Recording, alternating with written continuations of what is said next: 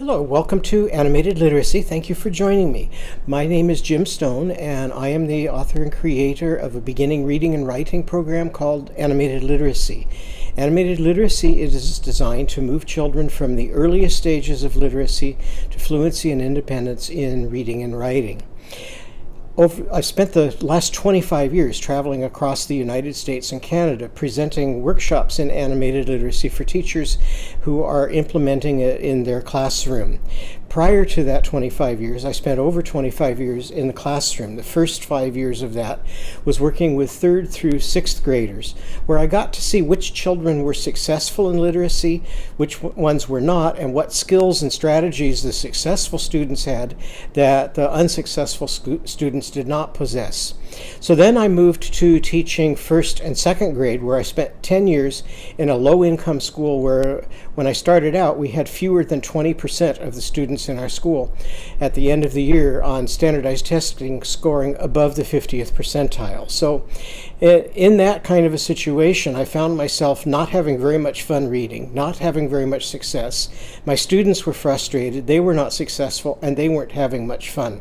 So that was where I started out to develop animated literacy, and I began with the idea in mind that I needed a program that was not only successful in teaching the skills required to read and write effectively, but that was fun, so that once children acquired those skills, they would choose to read and write. Then I moved to kindergarten, where I spent another 10 years teaching literacy before I went on the road. After being on the road for 25 years and now being in a situation with the pandemic where I cannot travel, I've been getting many emails from parents who are homeschooling, teachers who are doing remote teaching as well as opening their classrooms, wanting to know how they can receive instruction in how to implement animated literacy. So what I've chosen to do is to take and put together a series of videotapes that represent the 2-day workshop that I normally present on the road. And I've broken that 2-day workshop into segments that are about 20 to 25 minutes long.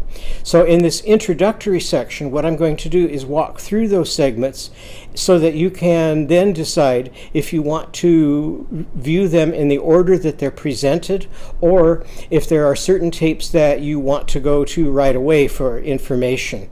If you do choose to skip around, I strongly advise that you do go back and go through all of the tapes, because they do have information that will definitely affect your success with the program. Before I go into introducing those segments, I want to mention just a little bit about the materials that we offer. You can benefit from just simply watching the videotape without any of our materials, and you're more than welcome to do that. If you are interested in seeing what materials we can offer, you can go to our website, animatedliteracy.com, and there will be samples of our materials there, as well as information on ordering if you're ordering from the United States. If you're ordering in Canada, you can view our website for information on the materials, and then you can go to our Canadian distributor, Bonnie Chappell, and you can contact her at her email, bonniechappell@gmail.com, and she'll be happy to help you with those materials. So with that, we're going to go ahead and take a look at the segments that I've created. The first segment has to do with an issue that many teachers find very challenging.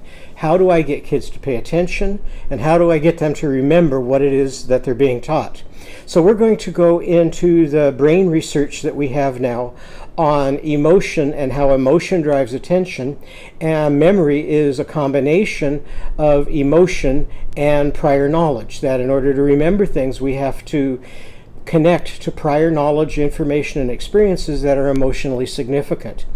Then in part 2, we're going to take a look at the last 150 years of reading instruction. If we're going to start to make changes in our reading instruction, it's important that we know what has been done so we don't repeat the errors of the past.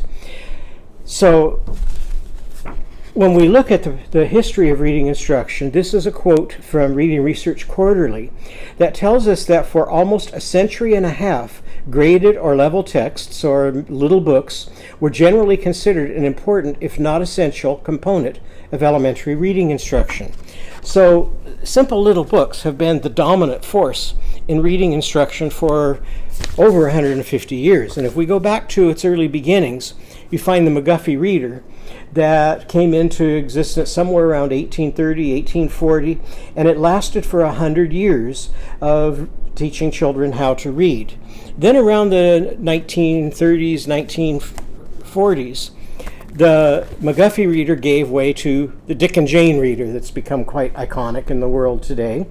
And here, instead of sounding out words the way they did in the McGuffey reader, the children were taught to look at words as a whole and simply memorize the words.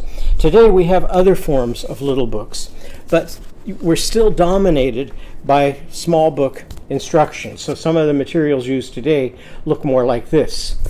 So the result, what's the result of those materials? In many cases, it's what Gene Shaw termed the fourth grade slump. We have certainly some children who seem to be successful in reading no matter what we teach and no matter how we teach it.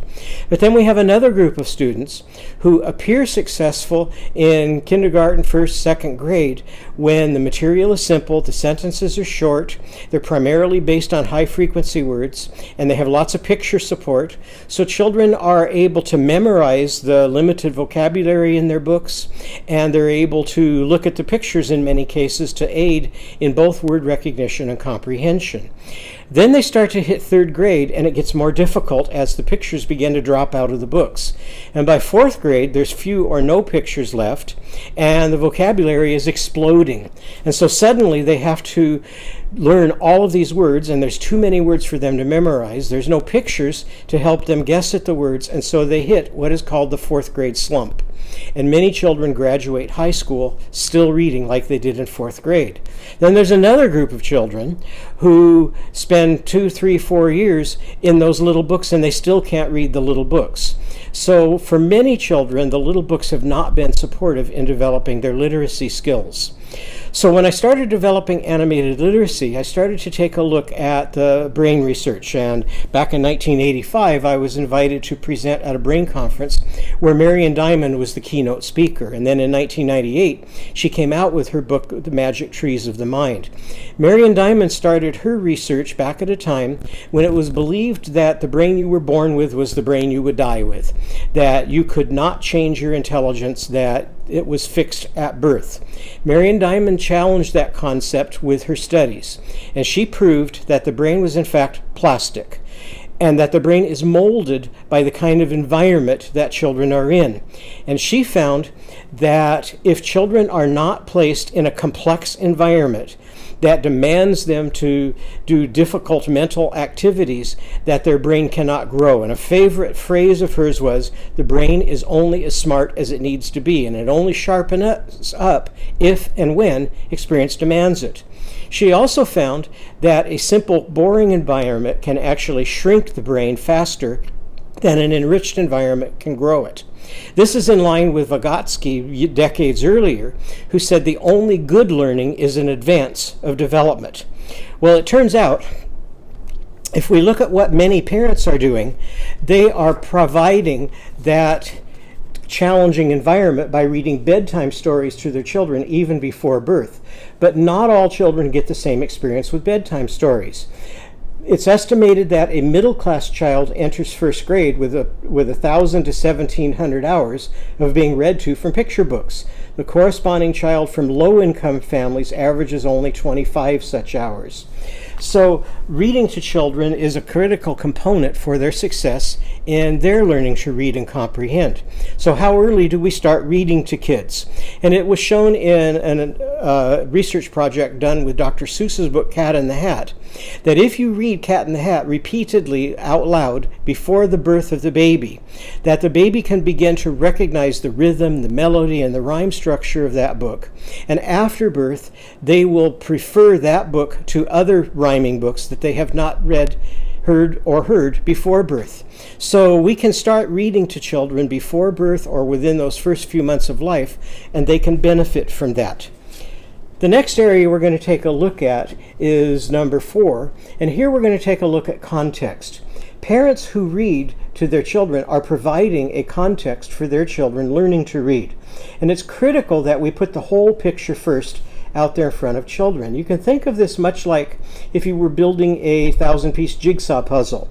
You would want to take that puzzle box with the picture on the front that you're trying to construct and put it right next to where you're manipulating the pieces of the puzzle, so that as you're building the corners and then the edges and then the frame of the puzzle, you can keep checking back with that picture to see if you're doing it correctly. Children who hear bedtime stories before and shortly after birth have that same kind of a context to refer to. So even though they don't know the parts of language, they can't speak the sounds of language yet, they can't comprehend the book, they have kind of a sense of what a great book sounds like. And so they, as they're rising to the level of that book, they can compare where they are to that book that they continue to hear. So hearing books is critical for children's later success. As we go to our next step, we're going to take a look at Keith Stanovich, who is one of the most respected researchers in the world when it comes to reading instruction. And Keith Stanovich tells us that there are two critical elements that good readers have. One of those elements is listening comprehension. And listening comprehension and vocabulary come to us from being read to from quality children's books. You can have listening comprehension, though, and still fail in reading if you can't recognize the words on the page. So the second component he talks about is word recognition. And Stanovich tells us that the foundation of word recognition is not letters or high-frequency words or simple sentences. The foundation of word recognition is not visual the way those letters and sentences and high-frequency sight words are, but rather it's auditory. It's being able to hear sounds, being able to rearrange sounds, to substitute for sounds, and then to blend those sounds back together again. So animated literacy spends a lot of time teaching children how to play with sounds to develop phonological awareness. We have characters for all of the vowel sounds in the language and all of the consonant sounds in the language. And their characters are introduced by talking about prior knowledge, so we connect to that to be able to remember things. Then there is a complete story for each character in each sound. And so in order to have a complete story, you have to have characters placed in settings with problems to resolve, undertake actions to resolve those problems, and at the end of the story, have feelings of success or failure. And all of our stories have those elements. Then they also have a lot of repetition of the sound. So the stories, in order to get kids to pay attention, are rather far-fetched and silly. They have a lot of complex vocabulary and many words that incorporate the sound that is being targeted. And so we have Dr. Ollie Ostrich, where if you have a sore throat, you may go to Dr. Ollie Ostrich, just like you would your own doctor. And he's going to take out that tongue depressor. He's going to point to your mouth and ask you to open wide. And what is he going to ask you to say? Ah! So that's the sound for short O.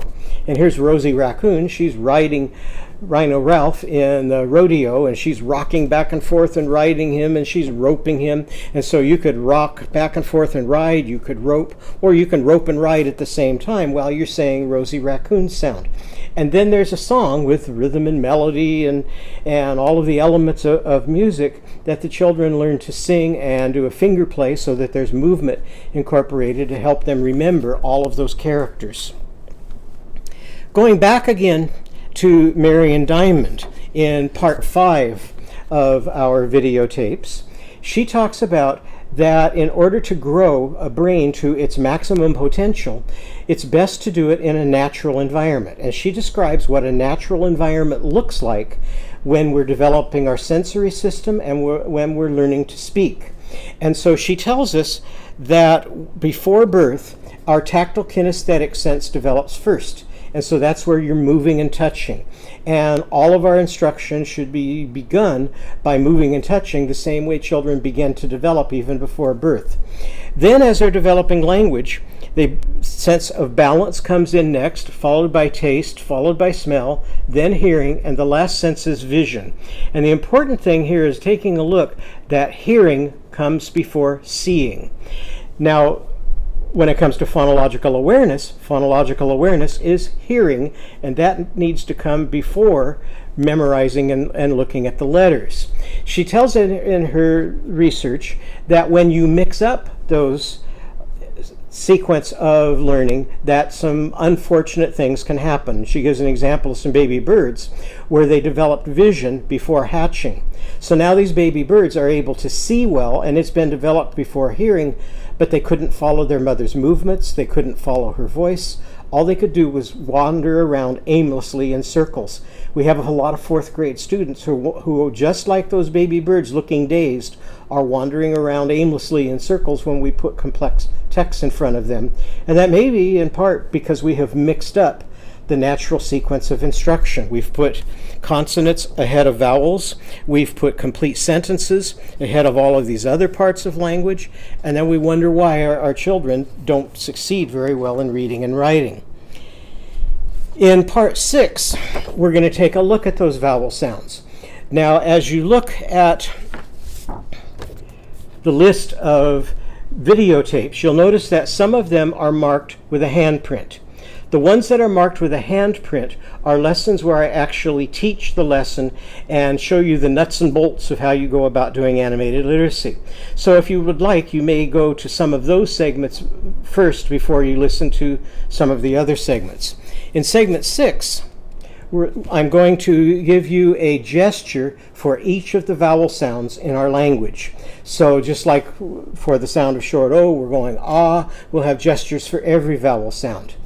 Now, vowels come before consonants. Babies start to gesture immediately after birth.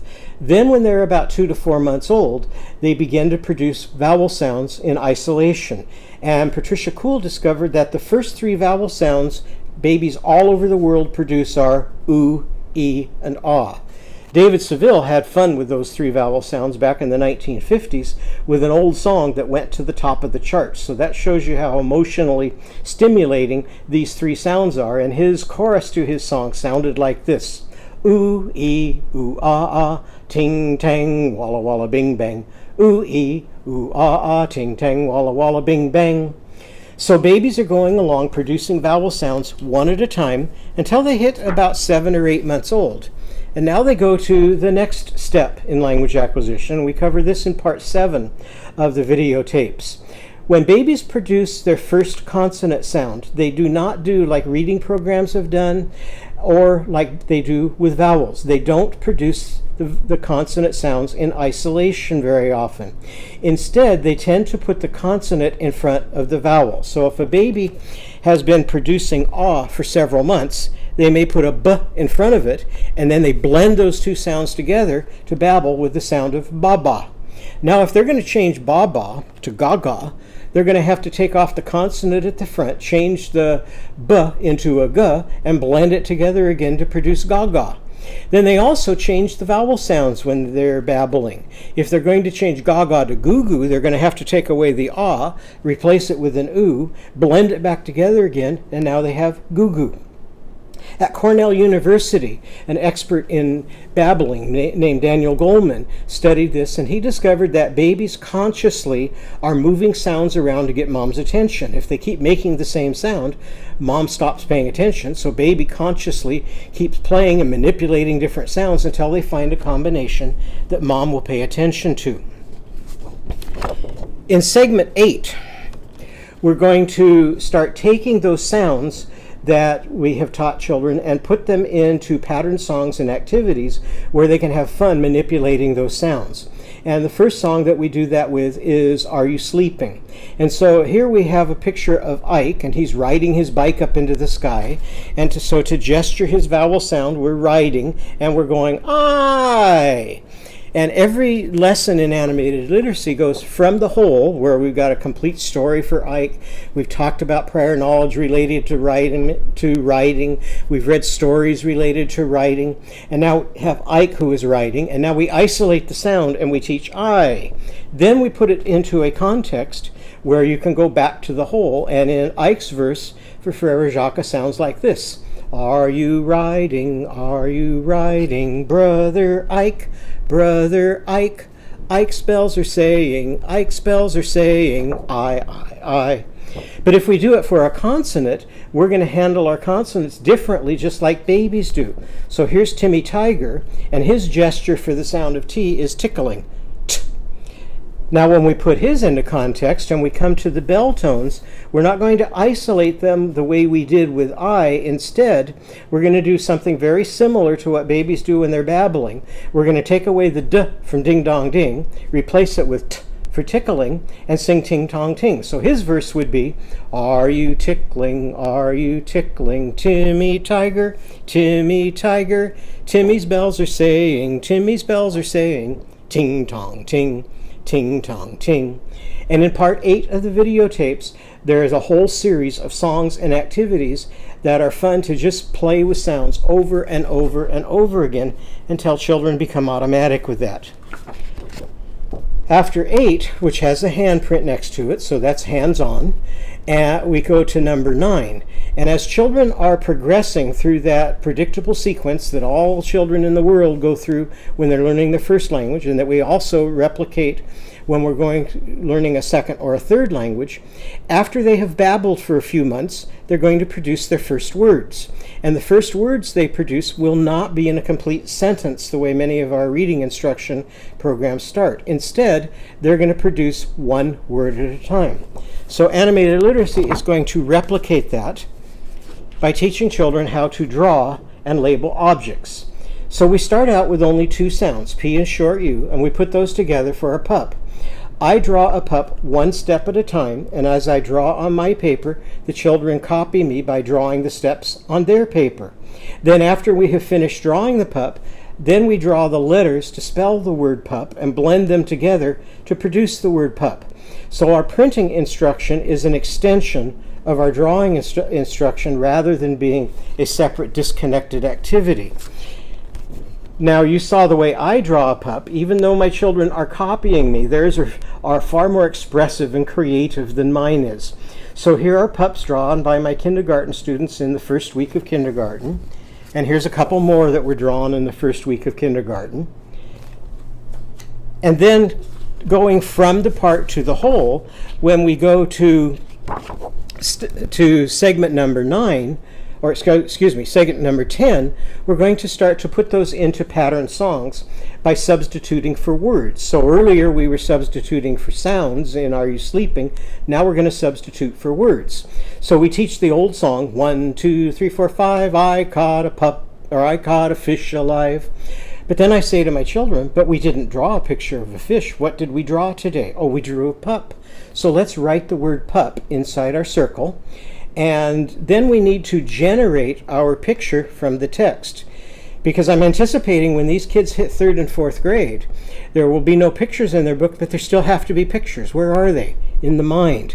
So if we start children out very early learning to draw everything that they learn to read, they'll start developing that visual imagery so that when they see the pup without the drawing, they can visualize the pup in their head and comprehend the text better. So here you have to generate your picture from the text. And so the child has again drawn a picture of a pup, and then they've drawn a picture of themselves right next to the pup, and you can see the arms are outstretched and they're catching their pup. So that's helping them comprehend that. And here's another where the child has drawn a picture of their pup. Now we want children, using Vygotsky's theory, that what you can do with assistance today, you can do independently tomorrow. So we need to move them from copying me and doing things with assistance to doing it by themselves without assistance. So every time we learned to draw something, we include it on our chart up on the board of all the nouns that we have learned to read, write, and draw. Now we can go back to some of those same frames for the songs that we did earlier with assistance and have the children complete them without assistance. So here Sapphire has done her song all by herself. She looked at the chart and she chose a rat. So she writes 1, 2, 3, 4, 5, I caught a rat alive. And here's another one where this child chooses a bug and he writes 1, 2, 3, 4, 5, I caught a bug alive. And so now we have text just like occurs in those little books, except it's more exciting text because it's got rhythm, melody, and rhyme, and we can sing it, but it has all of the high frequency words that we need to instruct, so we can point to those high frequency words, we can gesture the sounds in them, we can talk about how to spell them, so that we can provide this similar type of instruction to what they would be getting in little books, but in a more exciting manner. Then we move on to other songs. And so here, Tawny has decided to rewrite the song Skip to My Lou. So instead of singing, I lost my partner, what will I do? She's singing, lost my gum, what will I do? Skip to my Lou, my darling. And here's one for a hunting we will go. So we've got a hunting we will go, a hunting we will go, catch a fox, put him in a box, and then we'll let him go. But this child has chosen a dog. So he writes, a hunting we will go, a hunting we will go, we'll catch a dog, put him in a log, and then we'll let him go. So you can see the kids are demonstrating rhyming. He's demonstrating comprehension because he has his dog in his log. Now we've been labeling our pictures with only one word. We're going to branch out to labeling all the parts of the picture. And as we label all those parts of the picture in the videotape segment 11, we can start to focus on all of those vowel sounds and all of those vowel patterns that seem to be most difficult. If you look at the kids in the upper grades who read well, they know their vowels. If you look at the kids who are not reading well, it's pretty common that they can't locate those vowel sounds in the middle of words. So here we have a chance to make those explicit. And now the children start to label their picture, not just with one word, but with the parts of the picture. So here's an elf, and here's a girl with the parts labeled. And as we're approaching Christmas time, they love to draw pictures of Santa and label the parts of a Santa Claus. Now I want to get children into writing as soon as possible. If I require them to spell words correctly, they're not going to know very many words that they can spell, and so their writing won't be very advanced. So we need a way to get them to be able to write before they can spell. So I introduce what I call Shakespearean spelling. We read the Magic Treehouse book about William Shakespeare to give a context for him, and then we describe what a famous author he was and how in the surviving signatures he spelled his own name 6 different ways. So everyone 400 years ago spelled whatever sounds they hear. There was no dictionary, so there was no correct or incorrect spelling. So now I have all of the pictures of my characters up on the wall, and next to each character are the letters and the spelling patterns that they use for their sound. So because we're developing high levels of phonological awareness, when a child goes to spell a word, they may not know how to spell it, but they know the sounds in the word. So if they can gesture and say the sound and connect it to a character, they can simply look up at the character on the wall and they can find one or more ways to spell that character's sound. So here's an example of that. These were done around the middle of kindergarten. And here this child, after we talked about Polly Panda, the children were asked to write either how they were like Polly Panda or how they were not like Polly Panda. So this child writes, I am like Polly, and she looks up at the board and she sees that IE is one way to spell Ike's sound, and so she spells it that way. Then she spells because, BEEKUS. I like pink, and she spells pink, PINGK, because she can hear the ing in pink. And she writes, I am like Polly because I like pink and purple. My friend Alex is with me. So the kid's writing develops very quickly. Then, as we're moving on to segment 13, we're going to spend a bit of time talking about copying. And this has been a controversial subject in elementary education for a number of years. Some people say if you allow kids to copy, then you're going to stifle their creativity, or you're going to inhibit their ability to work independently and they'll stay dependent on you.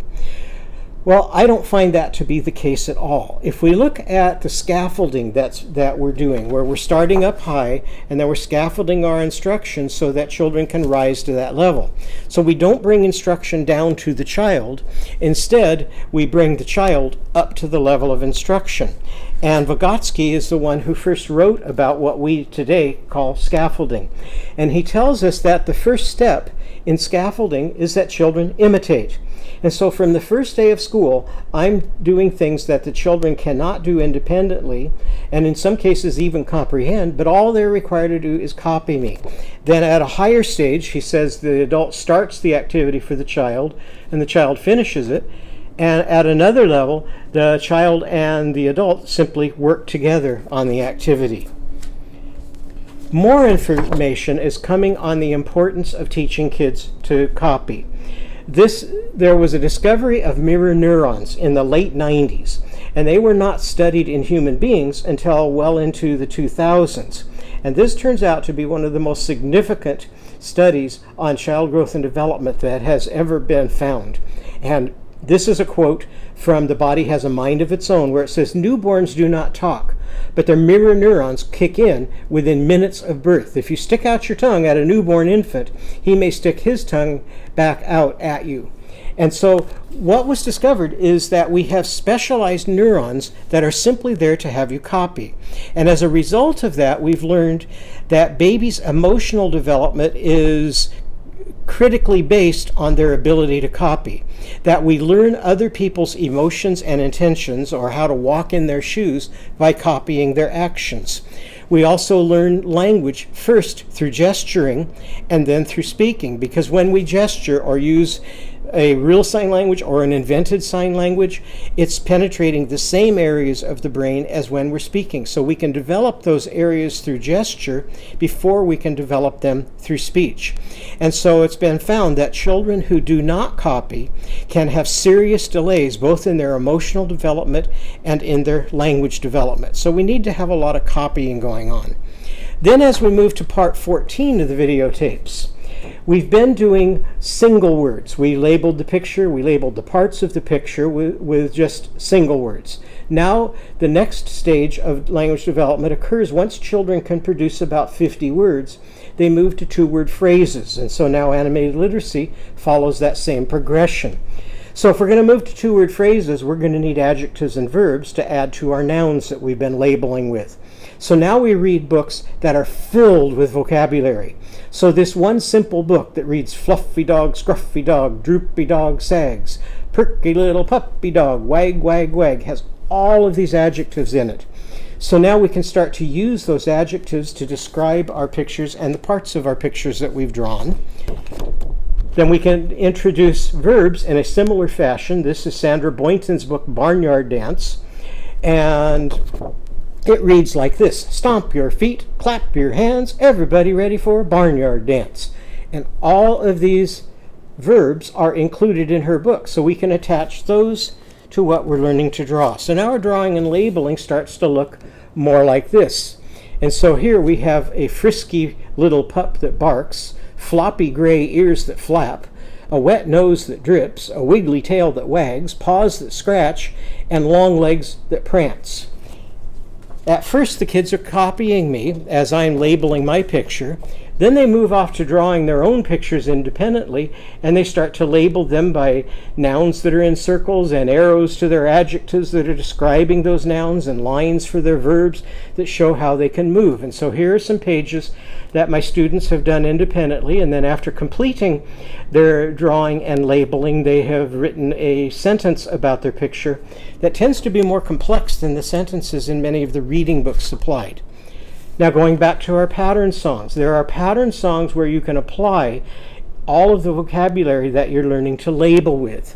And so in this song, and this was completed independently, Caitlin has written, Caitlin, Caitlin, what can you do? Skip to Maloo, my darling. I can fly like a bee. And now they start to get really creative and come up with ideas that I would never think of. And here's one that Ashley has done. Ashley, Ashley, what can you do? Skip to Maloo, my darling. I can shop like a mom.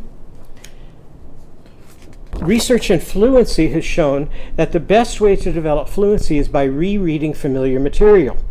So now we start to give kids puzzles of the pattern songs that they've been rewriting. And they have to cut out their pieces, put them back in the correct order, and read and look at those words many times in order to accomplish that. So on the front of the page, we've got the puzzle for Down on Grandpa's Farm, and it reads like this. Down on Grandpa's farm there is a woolly black sheep. The sheep it makes us sound like this, ba ba. Now each child can make up their own independent verse, and so as they're doing this work, you see that there is not one correct answer. Every child can develop creativity by putting in their own verse. And so here, this child has taken the words that have stars on them on this page, turned their page over on the back, and written their own verse by substituting for the starred words. And this child's own verse reads, down on Grandpa's farm there is a green rattlesnake. The snake, it makes us sound like this, hiss, hiss. Now, many schools require the use of little books, both for instruction and for testing kids to see how well they can read. And so we can start to integrate our drawing activities with those little books by simply taking the sentence patterns out of the little books, substituting words that we've learned to draw for the pictures or words in those little books. And so a common sentence in the little books is I see a, that may be followed by a rebus picture. So here the child has copied my sentence that I've written down, I see a tiger. So gradually I keep using those sentences from the little books in their drawing and labeling activities before I ask them to come up and read the little books.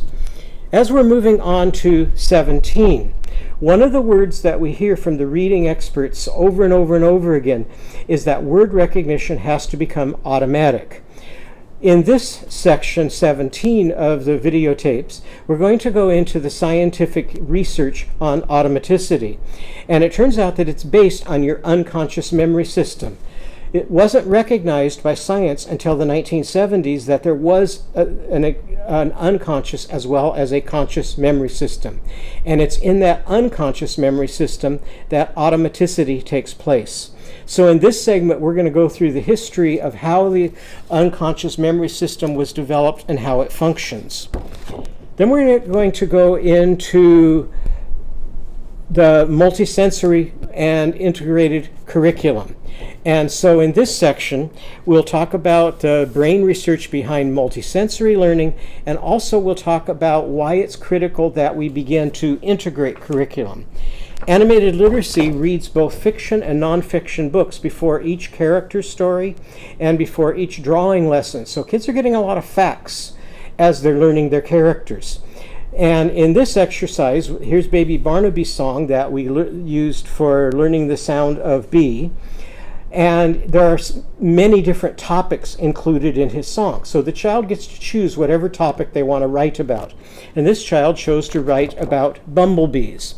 And so she writes expository text. Bumblebees can sting you, and some people are allergic to bumblebee stings. Bees sting because you are bother them, and bees die when they sting people. The end. And you'll notice that now most of the writing has started to become spelled the way the dictionary spells those words because they're seeing them over and over again. However, when she comes to allergic, she goes back to Shakespearean spelling because she's probably never seen that word in print before. Now we can start to integrate our math instruction. So when we did the song 1, 2, 3, 4, 5, I caught a fish alive, or I caught a pup alive, we're counting from 1 to 10. We have different formats. On this format, we have number words from 1 to 10. On another frame, we have numerals from 1 to 10. So they can learn both their numerals and their numbers from 1 to 10 and how to count to 10. Then it says, I caught a pup alive. So now we can divide things between things that are alive or represent living and things that represent non-living, and we can form sets. Then we can start to incorporate Actress Annie, who adds, and we can add things to our sets. We can subtract things from our sets. We can start to build patterns with living, non-living, and so forth. And so we can teach nearly all of the early math concepts as an extension of the animated literacy lessons. Many of our students who are hitting that 4th grade slump share the same deficits in phonological awareness that have been found in adults and in very young children.